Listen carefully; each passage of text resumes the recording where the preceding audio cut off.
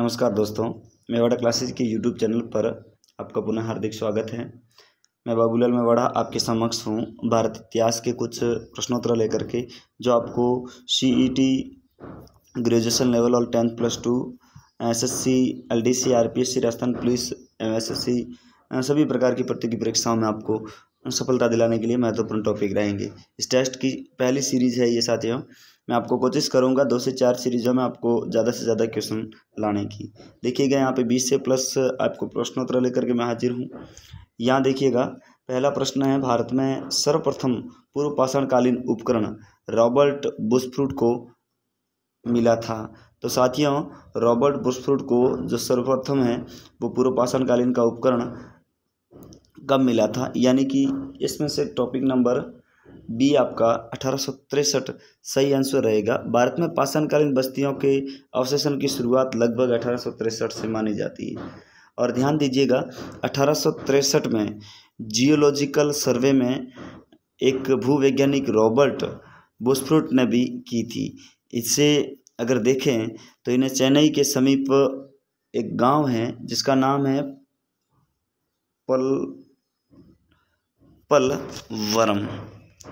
पलवरम में ये इनको मिला था। ध्यान दीजिएगा, पलवरम से कुछ पाषाण निर्मित औजार जिसे अपन हस्त कुठार प्राप्त हुआ था। इनके अन्य महत्वपूर्ण तथ्यों में से अगर आपको याद करना है तो चेन्नई के निकट अतिरपवों में से विलियम किंग से पूर्व पाषाणकालीन उपकरण मिले हैं। सलुकुलु से दक्षिण भारत की नवपाषाण संस्कृति की प्रारंभिक के साक्ष्य भी प्राप्त हुए हैं। सोन घाटी से संबंधित भी महत्वपूर्ण अनुसंधान 1935 में डी टेरा के नेतृत्व में एल कैम्ब्रिज अभिदल ने किया और सन 1928 में DN वाडिया ने सोन घाटी से पूर्व पाषाणकालीन के उपकरण प्राप्त किए हैं। चलते हैं अगले प्रश्न पर, ध्यान दीजिएगा।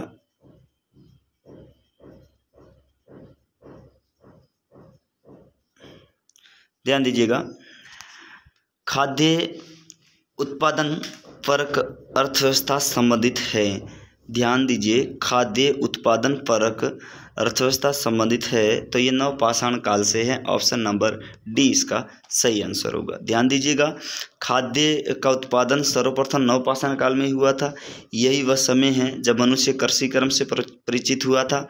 नवपाषाण काल में ही जो है गेहूँ है अन्य किस्म की खेतियों के योग्य बताया गया है, जिसमें से कृषि में अन्य गेहूँ का उद्भव भी माना गया है। भारतीय उपमहाद्वीप में कोल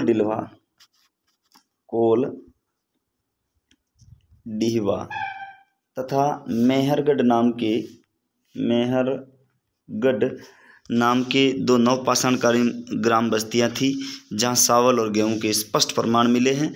और नवीनतम खोजों में से धान उत्पादन का प्राचीनतम साक्ष्य वो है लहुरा देव से प्राप्त हुआ है। तो इनमें से आपको नवपाषाण काल के 2 स्थानों के नाम याद रखने हैं। जैसे उपमहाद्वीप, भारतीय उपमहाद्वीप में कहे तो कोलडिलवा और मेहरगढ़ है, और एक नाम है लहुरा देव्स। ध्यान दीजिएगा, परिकृत औजार का युग माना जाता है। परिकृत औजार का युग माना जाता है तो उच्च पुरापाषाण युग है। उच्च पुरापाषाण युग, ध्यान दीजिएगा, उच्च पुरापाषाण युग को परिष्कृत औजारों का युग क्यों माना जाता है? यहाँ नए चमक उद्योग की स्थापना हुई थी और आधुनिक मानव ने होमो सैपियंस का उदय हुआ था। इस काल के जो प्रधान है उपकरण है वो ब्लेड है। ठीक है, इसके बाद इसे 2 मुख्य विलक्षणताएं मैंने आपको बता दी। अगले प्रश्न पर चलते हैं। चावल के प्रमाण कहाँ पाया गया है? तो चावल का प्राचीनतम प्रमाण, ध्यान दीजिएगा, चावल आज भी उत्तर प्रदेश के लिए फेमस है। तो चावल के प्रमाण भी अपने को कहाँ से प्राप्त हुए हैं? उत्तर प्रदेश से प्राप्त हुए। नवीनतम औजारों के खोजों के आधार पर भारतीय उपमहाद्वीप में प्राचीनतम कृषि साक्ष्य का स्थल है वो उत्तर प्रदेश के लगभग संत कबीर जिले से प्राप्त हुए हैं, जो स्थित लहुरा देव में है, जहाँ से 8000 ईसा पूर्व से 9000 ईसा पूर्व के मध्य के चावल का साक्ष्य प्राप्त हुआ है। उल्लेखनीय है कि इसी नवीनतम खोज के पूर्व भारतीय उपमहाद्वीप का जो प्राचीनतम कृषि साक्ष्य वाला जो स्थल है वो मेहरगढ़ है। तो मेहरगढ़ जो वर्तमान में पाकिस्तान के बलूचिस्तान में स्थित है, यहाँ से भी 7000 ईसा पूर्व के गेहूं का साक्ष्य मिला है। और जबकि प्राचीनतम चावल के साक्ष्य का साक्ष्य वाला जो स्थल है वो मैंने आपको पहले भी बता दिया कि कौलडीवा, जो कि इलाहाबाद ज़िले में है, बेलन नदी पर स्थित है। और कहा जाए तो ये भी 6500 ईसा पूर्व चावल की भूसी का साक्ष्य मिला, जो चावल का एक नॉर्मल सा भूसा मिला था। इन्हीं संदर्भों को देख करके हम इन्हीं विकल्पों में से एक लुहरा देव है जो उत्तर प्रदेश के अंदर है, और यही है वो इसका प्रमुख केंद्र माना जाए। अगले प्रश्न की ओर चलते हैं। जोरवे संस्कृति के स्थलों में अधिवास विन्यास का सबसे अच्छा प्रमाण मिला है। जोरवे संस्कृति के स्थलों में अधिवास विन्यास का सबसे अच्छा प्रमाण मिला है इनाम गांव। ध्यान दीजिएगा साथियों, इनाम गांव जो जोरवे संस्कृति की चरण की सबसे व्यापक तस्वीर के रूप में उभरती है, तो इसका कारण है कि यहाँ से क्या प्राप्त हुए हैं। एक तो प्राप्त हुआ है चूल्हों सहित बड़ी बड़ी मतलब कच्ची बस्तियों के कुछ आकार मिले हैं, कुछ वहाँ से साक्ष्य मिले हैं। गोलाकार गढ़ों का भी मकान मिला है। यहाँ से क्या मिला है, गोलाकार गढ़, मतलब जो मकान के आकार तीनुमा इनाम मिले, इनामा गांव से प्राप्त हुए। और इनामा गांव कहे तो ताम्र पाषाण काल है। यहाँ पर ताम्र पाषाण काल की एक बड़ी बस्ती थी। इनमें 100 से भी अधिक घर और कमरे हैं। 100 से भी अधिक घर है, क्या है, घर है। और ये किले बंद आकृति है। यहाँ की इनाम गांव की अगर बात करें तो किले बंद है, क्या है, यहाँ है वो किले बंद आकृतियाँ हैं। और चारों ओर से खाई से गिरी हुई है, जैसे कि अपने राजस्थान का एक दुर्ग गिरा हुआ है, वो आप कमेंट में मुझे ज़रूर बताइएगा। यहाँ कहें तो नर्मदा के दक्षिणी तट पर है ये जो है स्थित है। तो ये नर्मदा के दक्षिणी तट पर स्थित नवदा टोली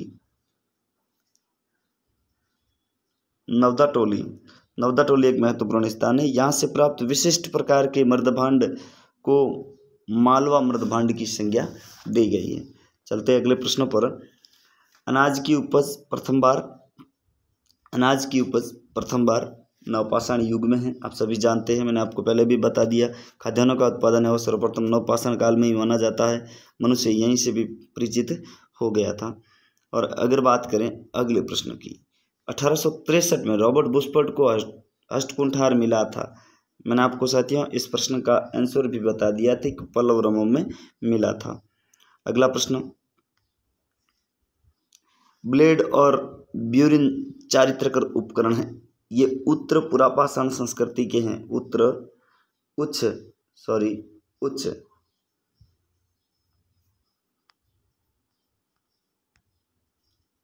ध्यान दीजिएगा, 8वां प्रश्न का आंसर है उच्च पुरापाषाणिक संस्कृति के ब्लेड और ब्यूरन। अब ध्यान दीजिएगा, अगर ये पुरापाषाण से है तो इनके महत्वपूर्ण तथ्यों में से अपन किसे याद रखें, तो मध्य पुरापाषाण काल में है वो है जेस्पर, पर्ट, चर्ट और फिल्ट आदि के पत्थर है। साथियों, मैं लिखने से असमर्थ हूँ क्योंकि स्क्रीन छोटी पड़ रही है, तो आपको जितना हो सके इतना मैं बोल के ही जवाब दे पाऊंगा। इस समय यहाँ के मुख्य औजार जो है वो है खुरसनी है, बेदनी है, फलक है, जिससे लगभग इस पुरापाषाण काल के माने जाते हैं। इस समय यहाँ के मुख्य औजार में से छोटे पत्थर से बना हुआ औजार जो है वो मध्य पाषाण युग में मिला है, जिसको माइक्रोलिथिक या सूक्ष्म पाषाण काल भी कहा जाता है। यानी कि इसमें छोटे छोटे मिलने के कारण इस काल को मध्य पाषाण युग के जो औजार छोटे बने हुए थे, इसलिए इसको क्या कहा जाता है, माइक्रोक्लोथिक या सूक्ष्म पाषाण काल भी कहा जाता है। और नवपाषाण काल युग के प्रथम प्रस्तर जो उपकरण हैं वो उत्तर प्रदेश के टोंस नदी घाटी में मिले हैं, जो सर्वप्रथम यहाँ से सन 1800, यहाँ की खोज है वो कब हुई थी, सन 1860 में। ये भी आपको साथियों याद रखना है। और इसे एक ये भी याद रखना है, इसे लैन में सूर्य ने प्राप्त किया था। और इस युग में सबसे ज़्यादा ब्लेड्स और कुलाड़ी मुगे वगैरह यहाँ की है वो ब्यूरिन वगैरह है। अगला प्रश्न है, ध्यान दीजिएगा, कालक्रम से लगाएं। तो कालक्रम से अगर अपन लगाते हैं तो पहले आता है पूर्व पाषाण, या मैं आपको बता रहा हूँ, पहले आएगा पूर्व पाषाण, उसके बाद आएगा नवपाषाण ऑप्शन नंबर 4, और फिर आएगा कांस्य पाषाण ऑप्शन नंबर 2, और फिर आएगा ऑप्शन नंबर 1। 3 4 2 1, ध्यान दीजिएगा, 3 4 2 1। साथियों ऑप्शन नंबर डी इसका राइट आंसर रहेगा। तो ध्यान दीजिएगा, इन तीनों कालों में अगर आप विभक्ति करने की कहे तो तीन मुख्य विभक्तियां हैं इसकी, तीन मुख्य प्रकार से इसको बांटा जाता है। जैसे पूरा पाषाण काल पहले, उसके बाद मध्य पाषाण काल, उसके बाद नवपाषाण काल था। और जो पूरा पाषाण काल है, पहले वाला जो काल है पूरा पाषाण काल जो आपको देखने को मिल रहा है, इन पूरा पाषाण काल को भी तीन भागों में विभक्त किया जाता है, जिन्हें अपन पहले में रखते हैं पूर्व पाषाण काल, दूसरा और तीसरे की अगर कालक्रम की बात करें तो पूरा पाषाण काल और पूर्व पाषाण काल और पूरा पाषाण काल होता है। और इसी प्रकार से अब ये बांटा गया है। इसके बाद नवपाषाण काल की युग को काशी युग कहा जाता है। तो अपन ने यहाँ पे इस काशी युग को सेकंड ऑप्शन में जो रखा गया है, इसे अपन ने कहाँ रखा, तीसरे नंबर पर रखा है। और हड़प्पा सभ्यता का काशी युगीन एक सभ्यता मानी जाती है, जबकि भारत में लोह युगीन प्रारंभ जो है वो उत्तर वैदिक काल से माना जाता है। लगभग उत्तर वैदिक काल है वो कब से है, 1000 से है, लगभग 1000 है, ठीक है। इसका काल है वो 1000 है, ध्यान रखना। चलते अगले प्रश्न पर। एक ऑप्शन दिखाई नहीं दे रहा है तो मैं इसको थोड़ा ऊपर से ऊपर ही लूँगा, ध्यान दीजिएगा। प्राचीन भारत में कृषि के प्राचीनतम उल्लेख कहाँ से प्राप्त हुए? बहुत ही महत्वपूर्ण प्रश्न है साथियों, इस प्रश्न को मोस्ट में ले लीजिएगा। मैंने आपको बता भी दिया है, ऑप्शन नंबर बी इसका रहेगा, मेहरगढ़। तो नवीनतम जो बात करें तो प्राचीन भारत में कृषि के प्राचीनतम उल्लेख कहाँ से प्राप्त हुए? तो नवीनतम खोजों के आधार पर अगर बात करें तो यहाँ है वो 8000 से 9000 ईसा पूर्व, जो संत लुहरा देव, जो मैंने आपको बता दिया यूपी के अंदर है, यहाँ से ये प्राप्त होते हैं। इसी प्रकार से अपन चलते हैं अगले प्रश्न की।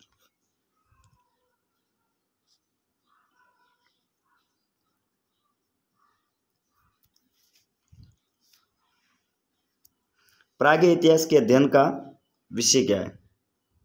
साथियों, प्रागैतिहासिक के अध्ययन का विषय क्या है? Option number 1 right. निरक्षर समाज को इतिहास के अंदर इतिहासों का, निरक्षर समाजों का इतिहास इसमें रखा गया है। और इतिहास की विशेष सामग्री की सार्वजनिक या समझने योग्य बनाने के लिए इतिहासकारों ने इसे 3 भागों में विभाजित किया है।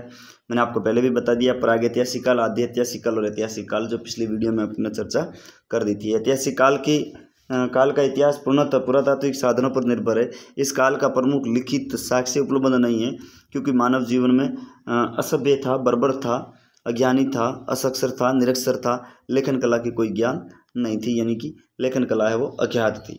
तो ध्यान दीजिए अगले प्रश्न की ओर। मनुष्य ने कृषि का ज्ञान प्राप्त किया, तो ये नवपाषाण काल है। आपको सभी को पता है कि खाद्यान्नों का उत्पादन सर्वप्रथम नवपाषाण काल में ही हुआ था, और यही इसी समय से मनुष्य इससे परिचित हुआ था। ध्यान दीजिए साथियों, हिस्ट्री के यही कालों से संबंधित बहुत सारे प्रश्न पूछे जाते हैं, तो आप इस प्रश्नों को अच्छी तरह से मिल बांट कर देख लें एक बार। तो लघु पाषाण उपकरण अधोलिखित किस संस्कृति के प्रमुख हैं? साथियों, लघु पाषाण उपकरण अधोलिखित किस संस्कृति से संबंधित है? इस प्रश्नों को आंखें बंद करके भी आप ऑप्शन नंबर डी में चले जाइए, क्योंकि मध्य पाषाण कालीन की संस्कृति मानी जाती है।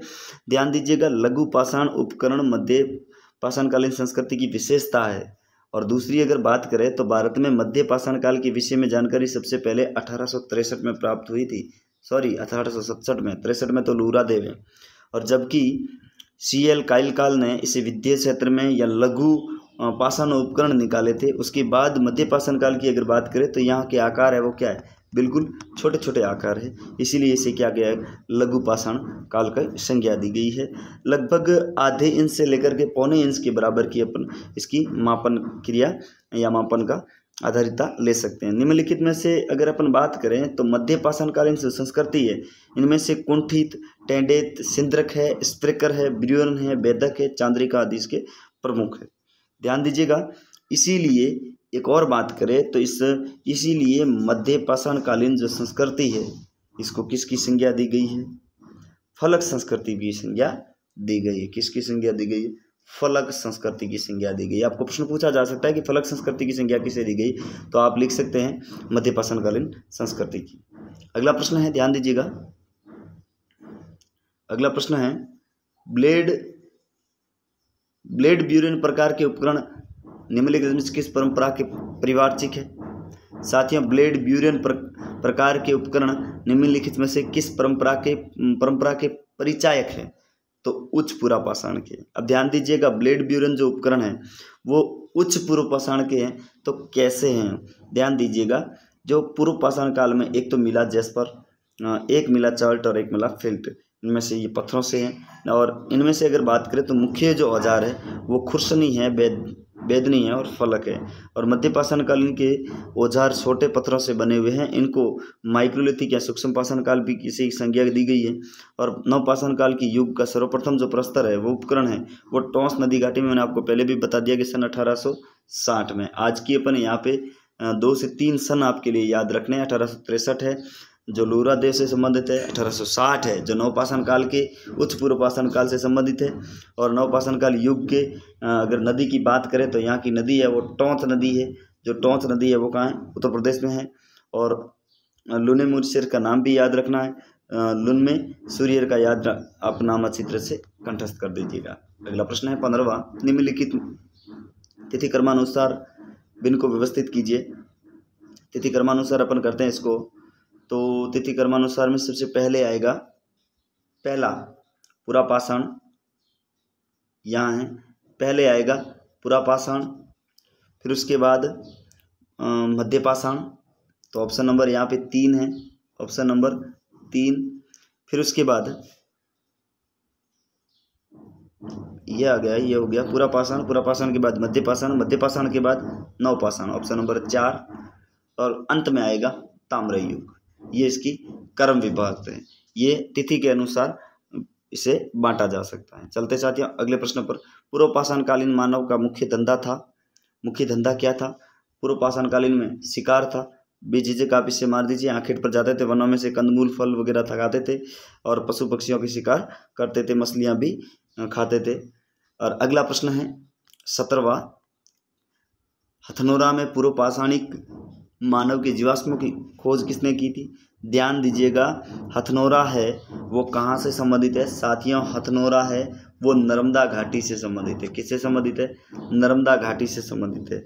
दूसरा, यहाँ की खोज है वो किसने की थी? ए के सोनकिया ने, ऑप्शन नंबर 20 साइट।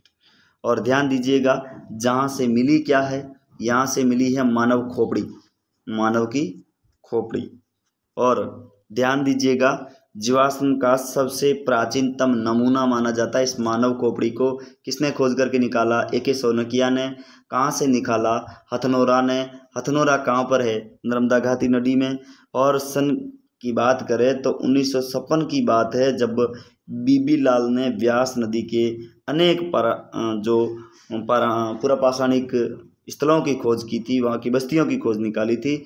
बल्कि एस.डी. सांकलिया ने महत्वपूर्ण ताम्र पाषाणिक स्थल की नवदा टोली, आप पहले भी जान चुके हैं, बता देते हैं, नवदा टोली का उत्खनन किया था।